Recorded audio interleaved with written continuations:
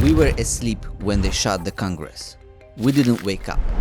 And we didn't wake up when terrorists were blamed for everything and the Constitution was abolished. They said it's for a while. Nothing changes instantly. It's a gradually boiling bathroom. You will boil alive without even noticing it. We didn't wake up. But now, I'm not sleeping. This is exactly how one of the monologues of the dystopian series, The Handmaid's Tale, sounds. But how does it relate to the topic of 21st century education? Let's talk about everything in order. Which came first, the chicken or the egg? It's no secret that the COVID-19 pandemic has turned the personal and professional world upside down. People were locked in their houses because any offline communication was a threat to their health and life. People were placed in new rules of the game where they had to study from home, work from home, even go on dates also from home, and people quickly get used to it. A person as a biosocial creature generally tends to adapt quickly to any external changes. And education was no exception. Rather, on the contrary, it has suffered the greatest changes.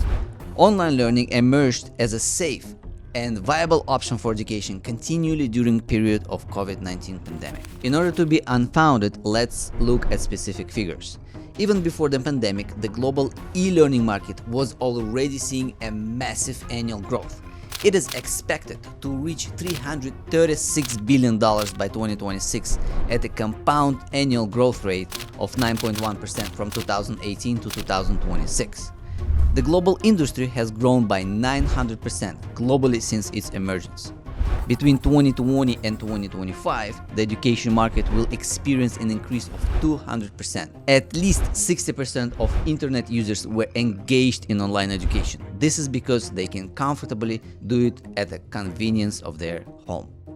80% of companies and 50% of students of educational institutions use the e-learning platform.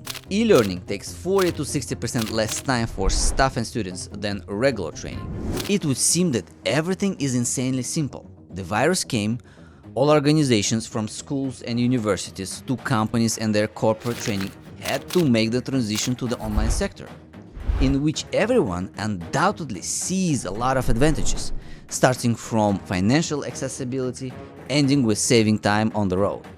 But whether the virus to online transition really had the following sequence? To answer this question, let's talk about the social consequences. We'll talk about this in the next part of this video.